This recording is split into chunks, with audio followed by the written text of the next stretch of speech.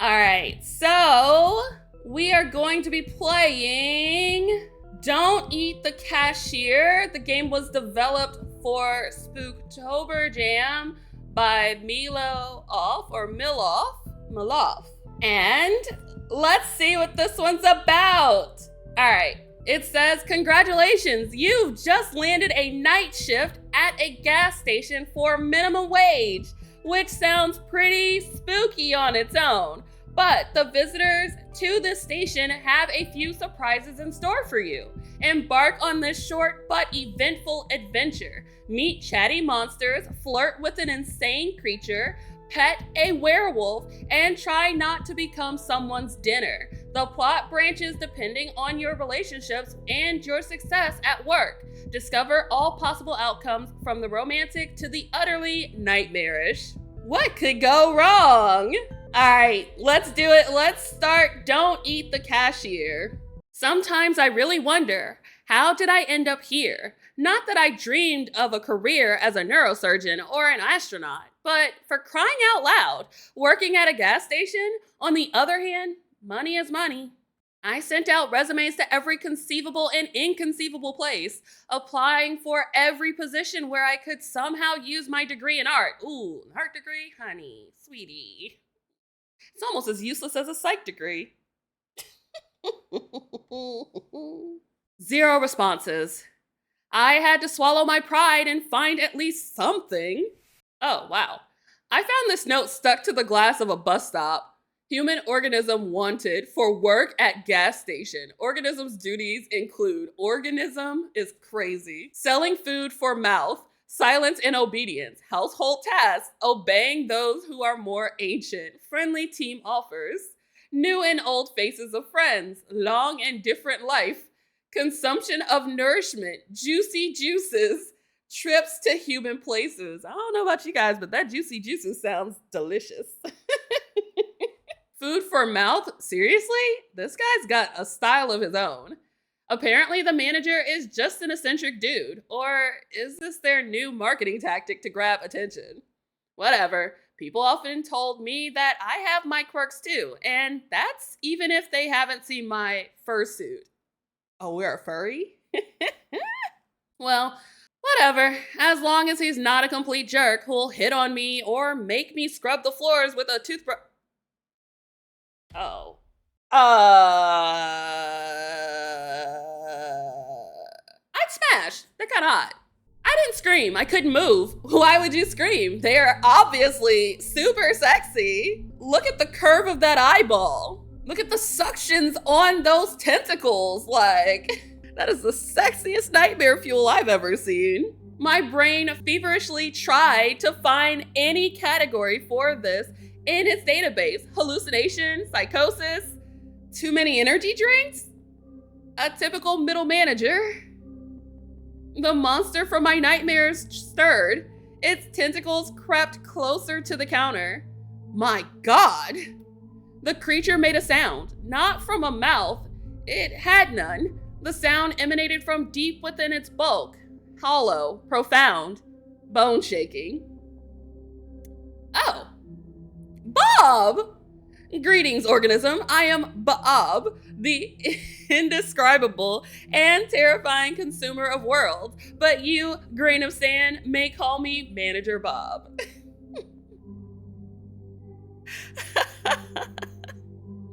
No. This isn't real. I'm dreaming. I need to wake up. You will sell food for mouths and obey me, for I am ancient. Memorize the rules of this establishment, for my patience is as limited as the salary I offer you. Ooh, that's cold-blooded.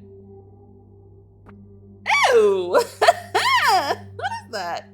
Rule number 1. You sell, no matter what, chicken food for the mouth, gremlin fuel, noodles made from cursed souls. What? Lottery tickets for extra limb raffles, discount rot, ritual foil, everything must be sold. He points directly at me with that creepy, slimy tentacle. Every miserable unit of currency brings me closer to my triumphant exit from this pitiful hole. What? I pinched myself, but didn't wake up. Rule number 2, be polite to customers. Ignore bald spots and werewolf fur, and watch out for drafts when ectoplasmic energetic entities are in the store. What exactly? But don't let them get too bold. Customers are just walking containers for currency, and they should only pay in monetary units. Payment in existential dread or hair of the dead is not accepted. Many of them come here just to chat because they are idle and purposeless organisms. Your task is to make them part with their currency anyway. It is also your duty to heal organisms if they are injured using special kits. If they die, they can't give away currency. Said like a true middle manager. What? That is so rude. Ah, werewolves! Hold back. Excuse me, dear sir. You seem to have mentioned werewolves and ectoplasm.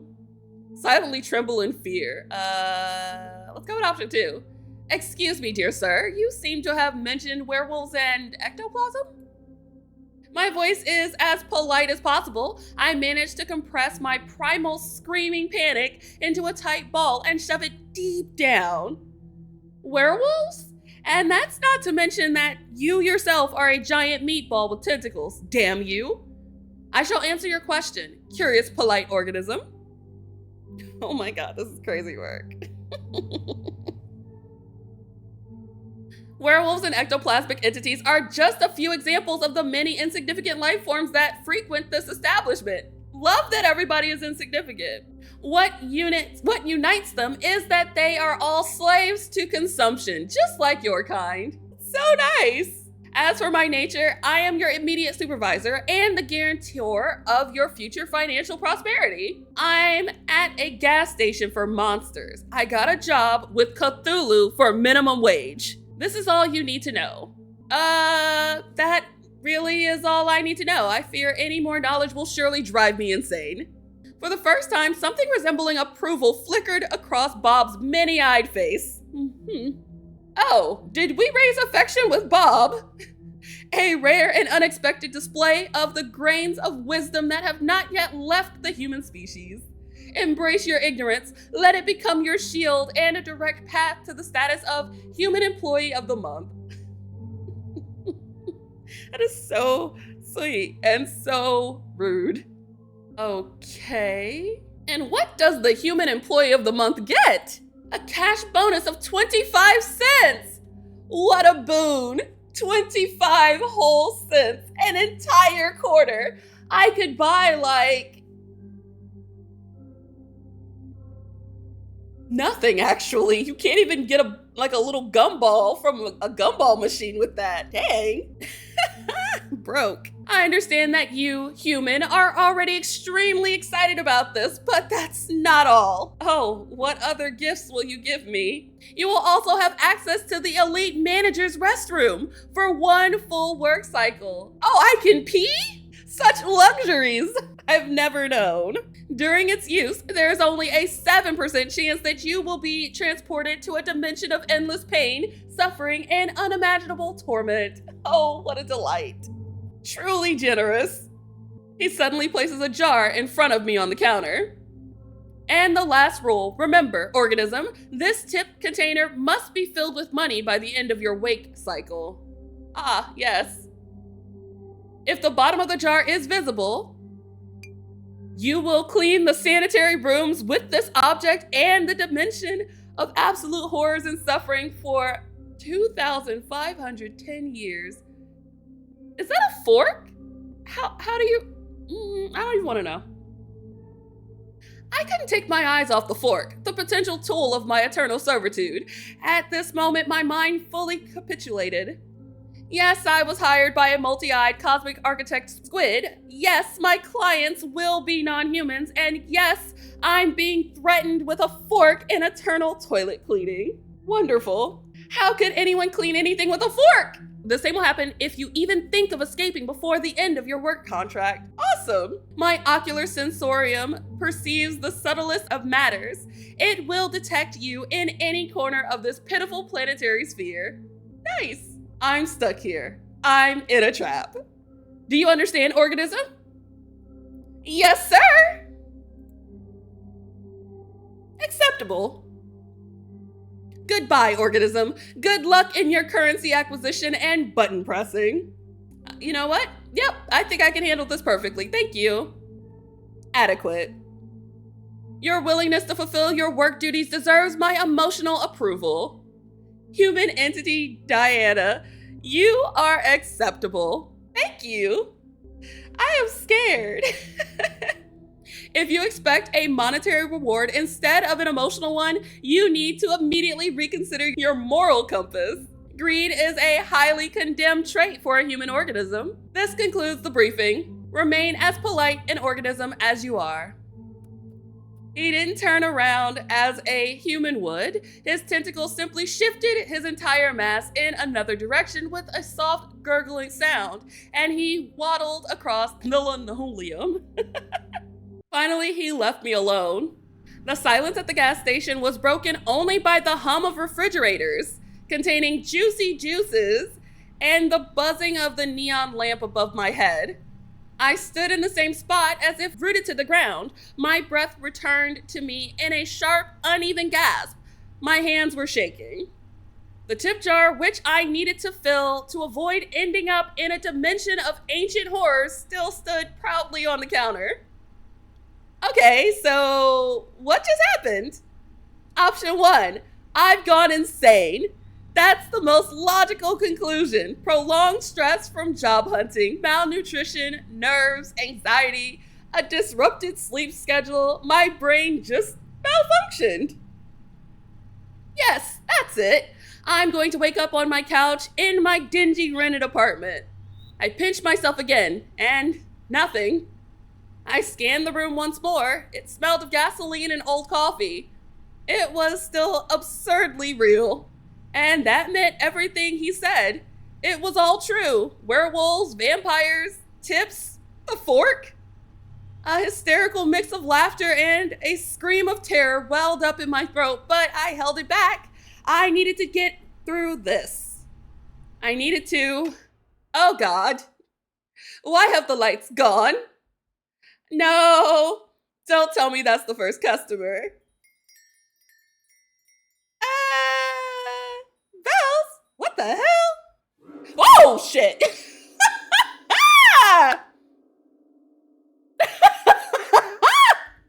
Where the hell did this cloud come from? Okay. It took great effort not to look away from those red eyes burning in the pitch black darkness. Is he amused? Is he wondering if I'm tasty? Bob didn't exactly give any guarantees that I wouldn't get devoured at work.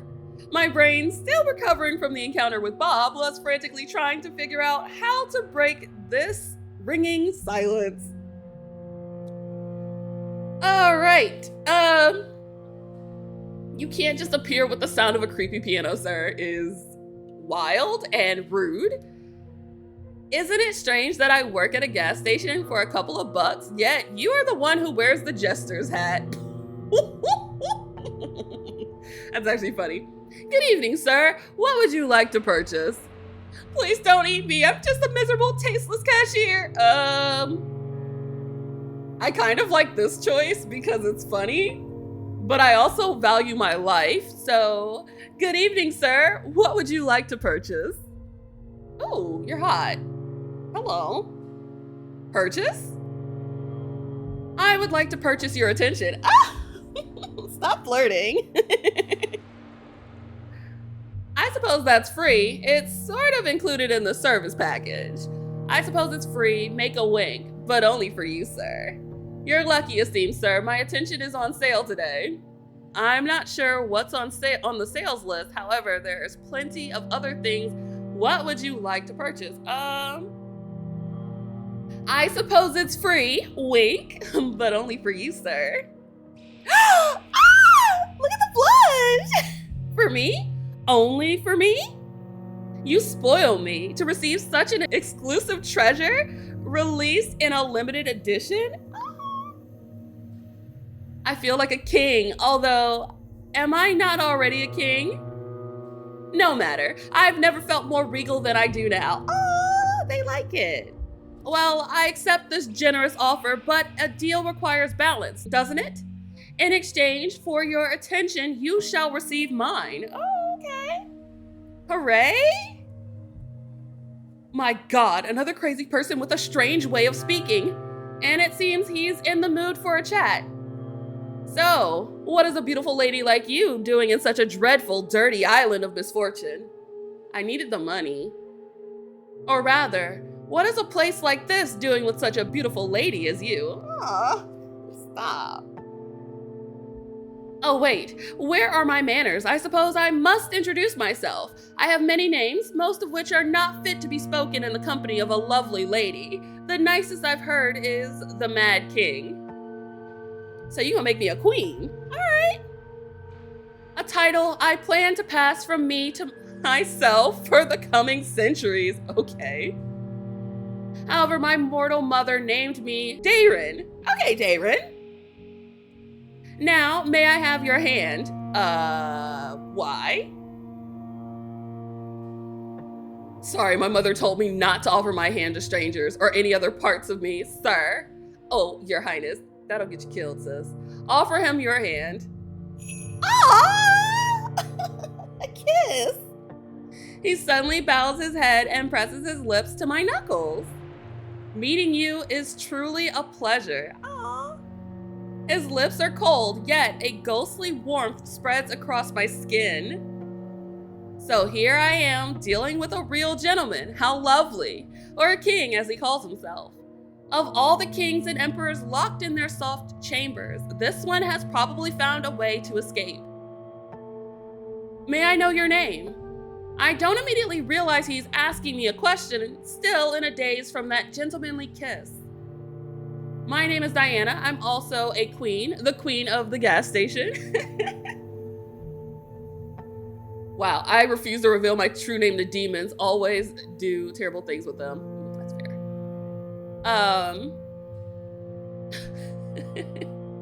My name is Diana, but my friends call me Big D, or they would if I had any. That's rude. My name is Diana, sir. Ah, my dear Diana, you are so polite. He seems to savor my name. It sends shivers down my spine.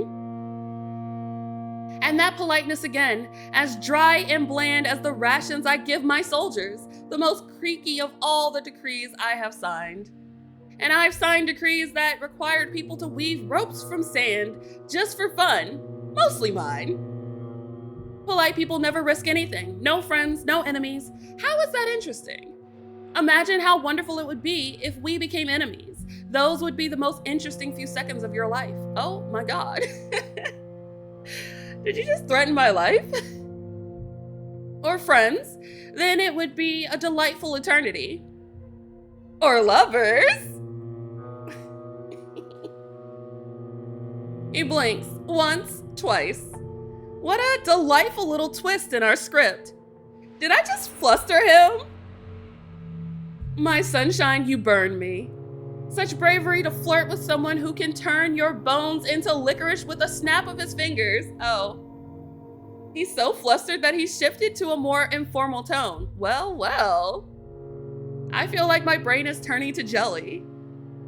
And I don't understand when we'll finally get to the point. Actually, it's not all that bad. Maybe I've just been spoiled by all those mangas about sinister and tragic monsters. Though, the only tragic thing about this client so far is his tragic unwillingness to buy my discount rod. So, let's finally get to the purpose of my visit. Finally. It's completely unknown to me. Oh, for crying out loud. There's nothing interesting in the assortment of this pathetic shack except for you, so I'm buying your time. Let's have dinner. I'm sure you must be hungry. I am famished. Oh no. Allow me to create a more pleasant atmosphere for us.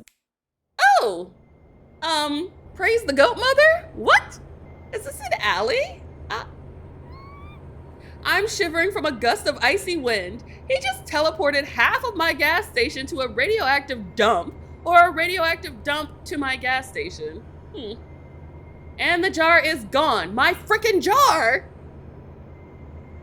Hey, put it back the way it was in the jar. Looks like my rental apartment, but it seems to smell less now. What a wonderful place for dinner. Radioactive cockroaches on the menu?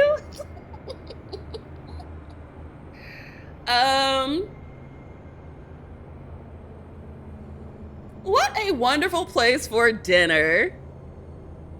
Of course, a local delicacy, pan-fried in their own radioactive juices to preserve the flavor.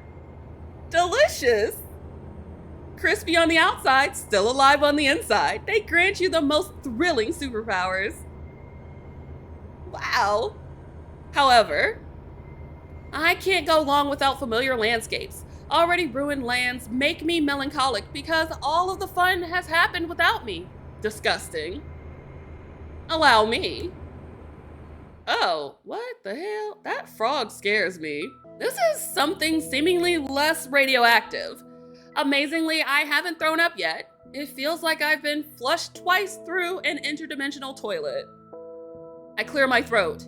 Seems like I'm sitting at a table. Much better, wouldn't you agree? Couldn't be better. It's beautiful here and strange. Is this your home? I feel like that's so rude, but I'm gonna ask anyway. Words of a true poet, Diana. My two favorite categories, strange and beautiful. This place is much more than a home. It's my cage and my greatest canvas for creativity. What do you mean cage?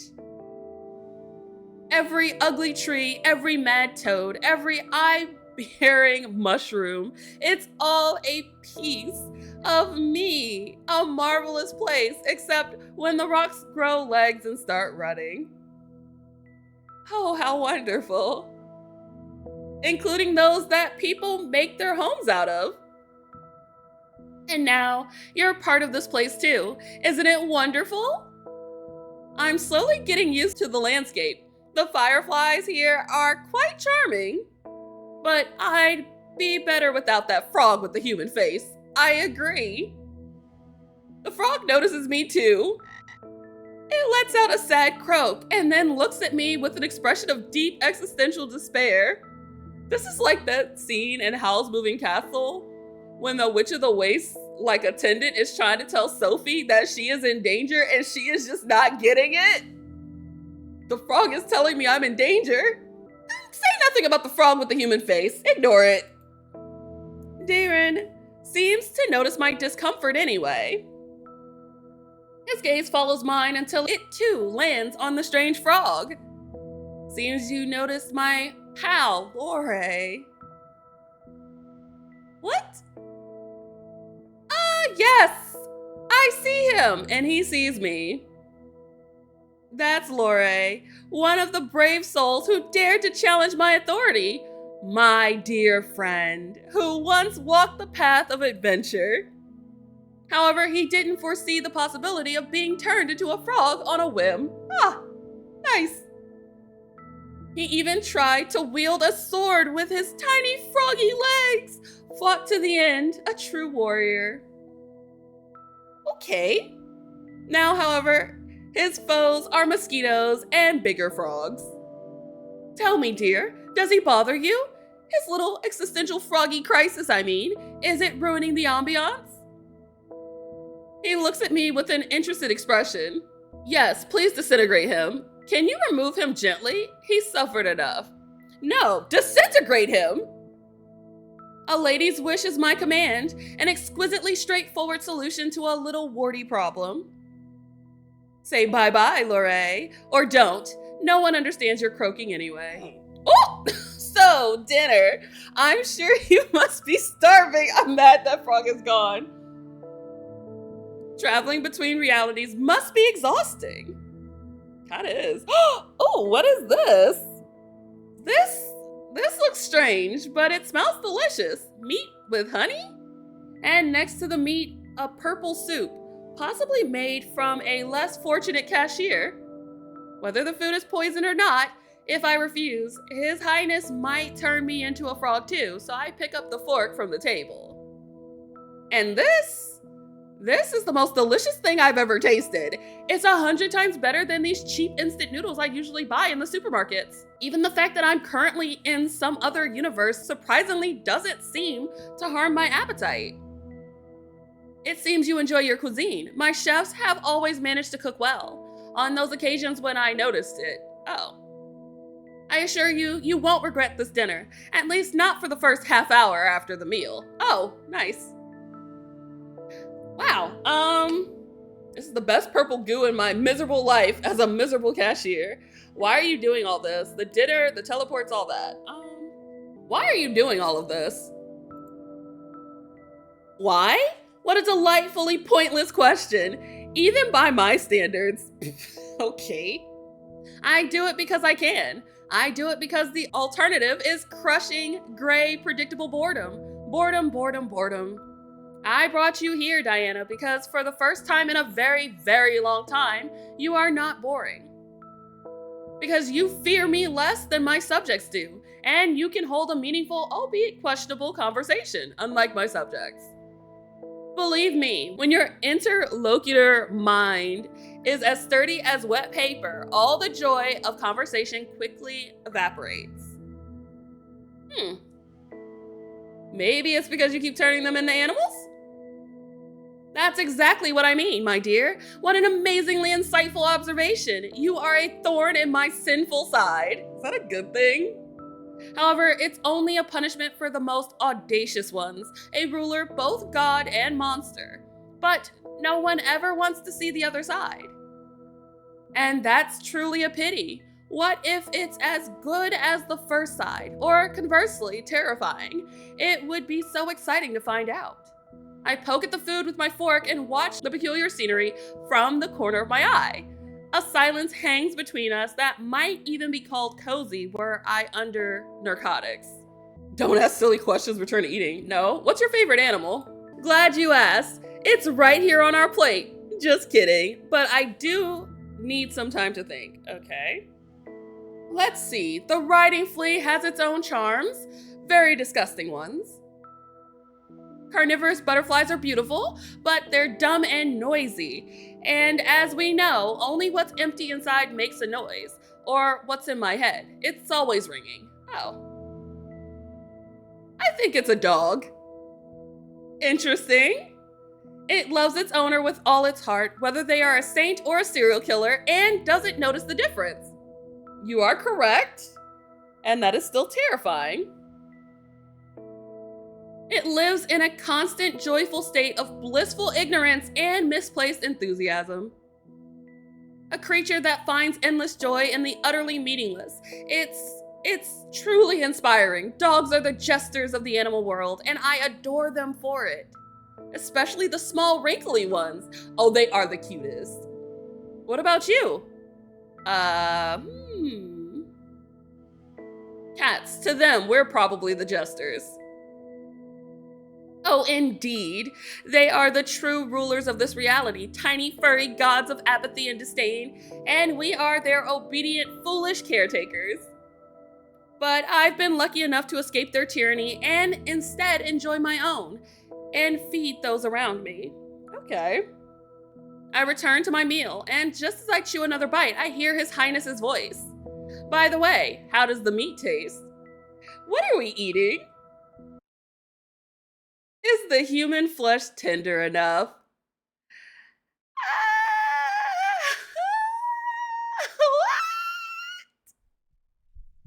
Oh, cannibalism, my favorite. Why the hell is there human flesh on my plate?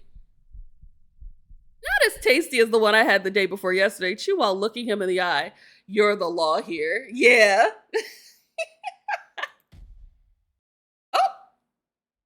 I meet his gaze slowly, with all authority, place a piece of meat in my mouth and begin to chew without breaking eye contact. I can't remember ever seeing someone so shocked in my life. His mad grin vanishes, his eyes widen, and his own fork freezes halfway to his mouth. For one precious, glorious, sweet moment, the Lord of Chaos is completely and utterly baffled. My dear, you are a true treasure. Oh my God, they love me. I matched their freak. You didn't just call my bluff, you raised the stakes to the sky. No, it's certainly not human. It's just venison. As far as I can tell by taste, not very intelligent. It's definitely not Timmy, our carpenter, who unexpectedly disappeared near the large kitchen cauldron, perfectly sized to fit in it. Definitely not. I've personally issued several decrees related to cannibalism, perhaps even concerning its prohibition. But that's besides the point. I rarely have visitors, and I'd like to tell you about other interesting guests. After all, it's the most fascinating thing I can share with you. For a place where mushrooms with eyes grow, it can be incredibly dull here. Shadows rise in the clearing, thickening, and stir. They detach from the gnarled trees, rising up from the ground like black ink and spread across a wall. Okay. Dancing and entwining, they prepare to perform their master's whim. Behold, this incredibly crooked castle, my dear. Crooked to the point of absurdity, sadly. In reality, its curves look far more aesthetic, but give the creator some leeway for expressiveness. Many brave and not so bright souls have tried to conquer this terrifying, dark, eerie, crooked castle, so many that it became even more crooked. You see, the dreadful monster living here never liked being distracted from its important duties. Terribly important duties, like having long, deep conversations with its own reflection or concocting recipes with raisins. What devilry is this? Raisins? Ugh, that is truly diabolical. What the hell? So far, the scariest thing in this story is the presence of raisins. Yes, you do understand. They are a real horror, aren't they? Tiny shriveled bits of deception. They pretend to be sweet, but they are just made to ruin. That part. They ruin lovely cookies, ruin family photos. They have no place in civilized society. Oh, how I understand them. The monster was a tyrant, a menace. He sowed chaos and disorder, mostly on purpose. He had countless opportunities for creativity and wasn't afraid to use them. He made some people believe they were pigeons and others that they were grains. He wouldn't allow his best servants to have windows, fearing that the moon and both suns would get envious and want to take them away, and he demanded they seal the gaps in the door as well. What the hell? He locked wizards who came to him for magical gifts in a giant laboratory and promised them power if they invented a kettle that could boil everything except water. That is so evil. Did they eventually invent the kettle?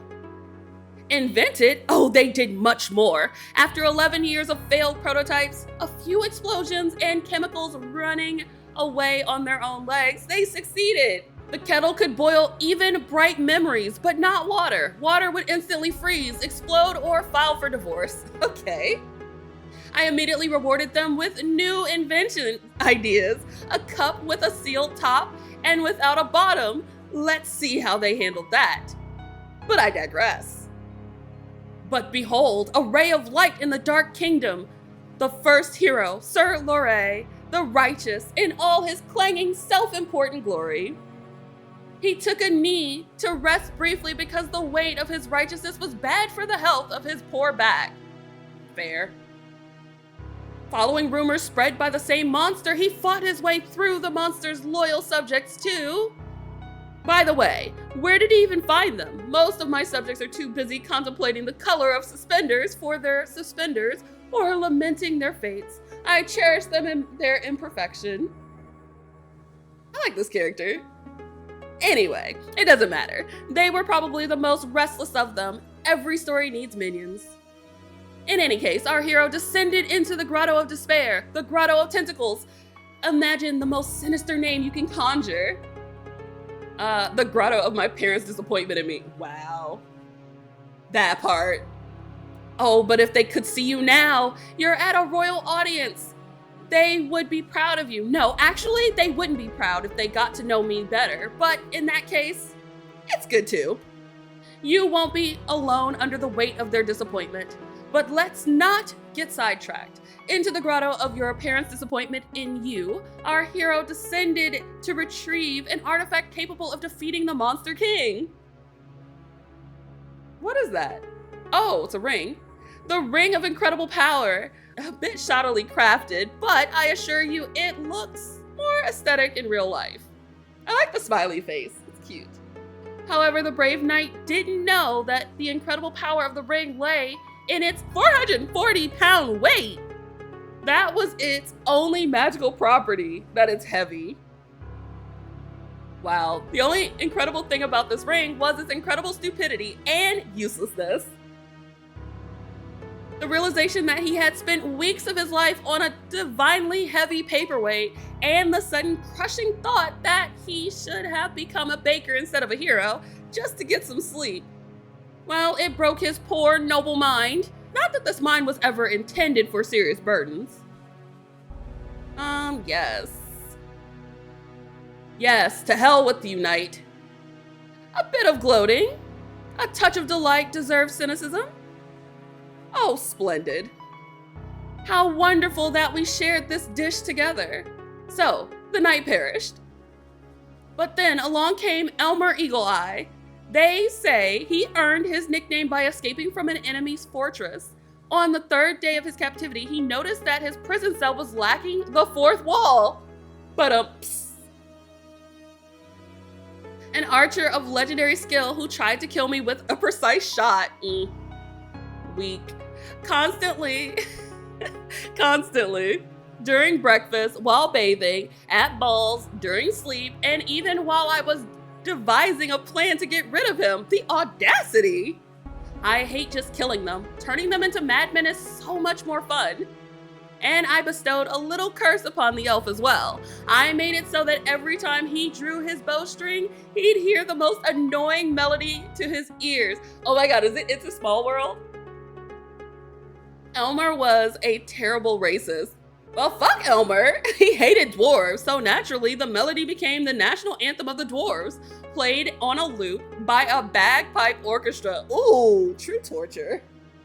The pure rage it provoked derailed his aim every time. Eventually, he stormed the castle, dropped his bow, and begged for a job at my court in exchange for changing the song to anything else. He was desperate, and I was a villain. Everything aligned incredibly well. Now, he's my royal huntsman. The dwarf march is replaced with a lively elven sea shanty, and let no one dare accuse me of being callous and heartless. Now, he has a salary, good food, clothing, entertainment, and a full guarantee of non-dismemberment. Let's see.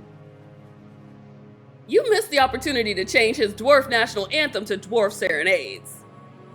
Diana, where were you before? Horse odes and comparisons to long stalactites, endless rhymed verses about the shine of a beloved's beard. Ugh. It's a refined, devilish thing. Why didn't I think of it myself? To torment a man not with sounds of war and patriotism, but with the clumsy, heartfelt caterwauling of a species he despises, turning a love song into an instrument of pure, heart-wrenching agony. Brilliant. I know! Well, I'll steal your idea for the future. And finally, the witch, in a classic giant hat under which you could easily fit another witch. She tried a different approach, seduction. She attempted to charm me, to gain my trust, to become my spouse. A fatal miscalculation. She didn't consider the fact that I never trusted big hats or people, especially when both come hand in hand. Damn. And those who wear suspenders and a belt at the same time. A person who doesn't even trust their own pants certainly doesn't earn the trust of His Highness. Then again, I don't trust His Highness either. I don't trust myself, especially the left side of my brain, especially on Thursdays. But back to hats. Let's see. I hate big hats too. You are my kindred spirit. Those hats are so pretentious, so self-assured. They block the view, get stuck in doorways, and always hint that the wearer is compensating for something. Right! Usually lack of magical talent or a pitiful personality, and that's on a good day. You, my dear Diana, have impeccable taste in headwear and, consequentially, in everything else. It's a scientifically proven fact.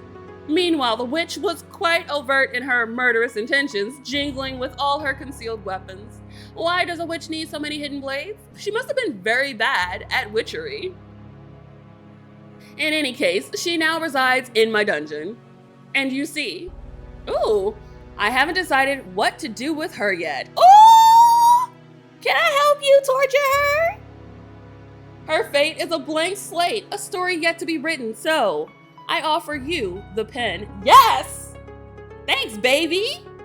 I simply adore random choices. Give me yours, Diana. What punishment befits her? What? Does he really want me to decide what to do with a real person? Can I even save her? Why would we? And does it matter what I choose? Everything here follows his whims anyway. But as long as I play the circus monkey, I have a chance to get out of here alive. Maybe I should just entertain him. Damn, what should I do? Let's see. Ooh, I think the craziest thing would be to spare her. No one would expect that. Yeah, fuck that. Turn her into a hat, a very small one. The one who lived by a big hat shall become a small hat. The irony is so absurd, it's beautiful. So be it. Let her be a small cap of eternal regrets. Oh, it's so cute. Look at this. She tried to get into my head and now she can barely cover it. That's so funny. I like this guy. A brilliant sentence. Something's missing from this tale. You never told me about the monster itself. Dear, who cares about the monster anyway? I do. If monsters are the muck, then I'm the pig, you see? That part. How eloquent. All right. I must admit, this will be my first performance like this. Deiran sounds a bit bewildered, it seems. Allow me to just toss my mind up and see how it lands. You see, the monster was originally much more modest and less majestic, but we all have to start somewhere, right? Then my head suddenly became a bit crowded. First whispers, then arguments, then full-fledged discussions that had to be participated in and involved inanimate objects. Guests in ajar doors, closets, even in cookie jars. Every container a potential foe, and I was surrounded by containers. To be fair, sometimes they told funny stories. I like the song. But why was I afflicted with this curse? Pondering it drives me mad, even more so. It seems the question is meant for me. Did you touch a cursed artifact? Dear, I'm afraid you've confused cause and effect. It's I who drive rings mad, not the other way around. Oh. Any poor, innocent artifact I happen to touch might start screaming uncontrollably, or trying to ask those around it about the meaning of their lives. No, I'm afraid it's a bit more banal. What? It's all about rotten blood. Too pure. I beg your pardon? What? My great-grandfather issued a decree forbidding death from old age, and a distant aunt believed a colony of sentient mold was living in her walls, claiming her inheritance. Okay. But I always thought that I would be spared of this fate. Oh, it's genetic madness. I had to be temporarily isolated to avoid embarrassing guests at royal balls with the young prince pointing at noble lords and saying, "Ha ha, the gnomes finally got out from under my bed." That's actually funny. What a misfortune for the entire family, except for those in line for the throne before me. My death would have solved many problems for my family, and indeed, many of my own problems too. I made a decision. We made it, to be precise. There was already a whole council of us by then. However, Chaos had other plans. A god. A goddess? A cosmic clerical error. I don't know. Something ancient and terribly bored found itself a new source of entertainment. It offered me a throne. My own corner of reality to rule, where the fragments of my mind would become the laws of the land. No more restrictions or pants for my subjects if I wished. Oh my god, no pants? Sounds like heaven! My subjects at first, they disagreed, but then they came to terms, or their minds changed to fit the new realities. And here I am. A dramatic silence ensues. Perhaps I am the first being to hear this story in the centuries of his existence. I must choose my next words carefully. Huh. So you're still in the cage.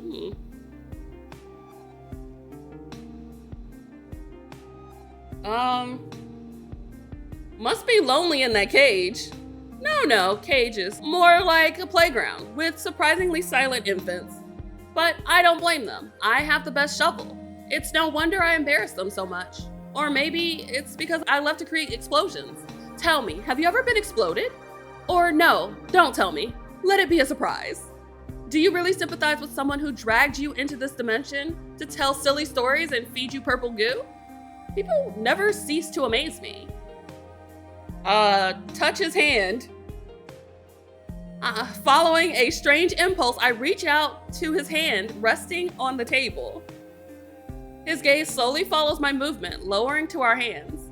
This time, no commentary. Instead, his thumb begins to trace patterns on the back of my hand with surprising tenderness.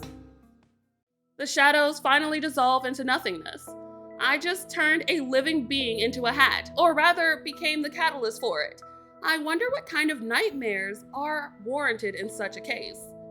I'm afraid royal duties await me. Our time is up. I shall send you back, Diana. I rise from the chair. Ooh, choke me, daddy. And suddenly I feel him press against my back. One of his hands grips me just above the crook of my elbow, while the other gently rests under my chin, tilting my head back until my ear is just a couple of centimeters from his lips. But don't think for a second that this is goodbye. It was merely an overture. His voice, usually so mocking and calm, now sounds eerily sinister. A cold thumb lightly strokes the line of my jaw. It's kind of hot. I try to suppress a shiver. You are a very interesting, incredibly curious guest, possibly the most curious one I've had in centuries. And I found that I don't want our acquaintance to end here. Oh, yes! It's terribly unfair that you've learned a couple of my secrets and revealed so few of yours, isn't it? I can't tell whether he's flirting or threatening. Both, perhaps? A bird trapped in a cage of bills, failures, and endless anxiety. How high could you fly once the cage is opened? Your shift will end, the sun will rise, and you'll want to head home, perhaps on something more elegant than a bus. Maybe in a carriage of polished bones. Ooh, that sounds nice. We will meet again, Diana. Very, very soon. And next time, I won't let you go so quickly. Ooh! I squeeze my eyes shut.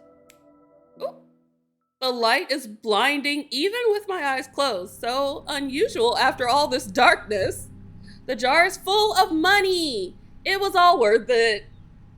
Oh, greetings, organism. How is your work progressing? I see the first transaction was successful. Acceptable. This still doesn't save you from the threat of cleaning sanitary facilities, but it is a wonderful starting point for your entire tiny life. Even more than successful, the client tried to fill the entire station with money, probably due to extreme affection for you, organism. Unfortunately, the terms of the Intergalactic Treaty do not allow such actions. Tips exceeding the amount set by the Council by approximately that much percent were disintegrated to my great regret. To my regret as well. So a mad god from another world likes me. In some sense, that's possibly worse than not being liked at all. Let's see, the very first client sent me to another dimension and nearly turned me into a cash register. Work is going well, sir. Excellent, maintain this level of productivity. You may be rewarded with an additional 5-minute feeding break if you can find food. Rejoice in my generosity. Oh, how benevolent. Continue working. I'm experiencing a positive emotional reaction. I am proud of you, and I will be even prouder if you acquire even more currency. Wow. Goodbye, Mr. Manager. Your tentacles shine particularly beautifully at this time of day. Your comment regarding the shine of my appendages is noted, organism. The secret is a meticulous regime of polishing them with void bib okay slime. Goodbye. He slaps across the floor to his office. As soon as Bob's rhythmic, wet slaps fade away, a deep silence descends on the station. One moment, I'm in a surreal forest, dining on purple goo with a mad god. A god who liked me so much that he offered me a ride back to his world in a carriage made of bones. The next moment, I'm being praised by a multi-eyed, tentacled monster. Maybe these are all just my deathbed hallucinations. Let's see. I'm going insane. Some part of me enjoys these mad adventures. I'm an adrenaline junkie. Disgusting. Now, I have to deal with that too. In the midst of my contemplation, a terrifying sound emanates from my boss's office. I don't want to know what that is. Unfair bills, unacceptably large numbers. Of course, what else could upset him so much if not that? Steps, another visitor. This one decided to come in through the door for a change. Okay, I'm gonna stop here. Yeah, that was fun. Don't Eat the Cashier was a lot of fun. We should definitely play this again. But getting romanced by a mad Jester King, I don't know about you guys, but that man was my type. Deiran can get it. Well, that was Don't Eat the Cashier. It is available on itch.io. It is free to play, so give it a check. Give it a look. We are definitely going to play this again. Thank you guys so much for coming through. I hope you all have a wonderful morning, afternoon, evening, whatever time it is in your neck of the woods. And I will catch you all next time. All right, y'all. Bye.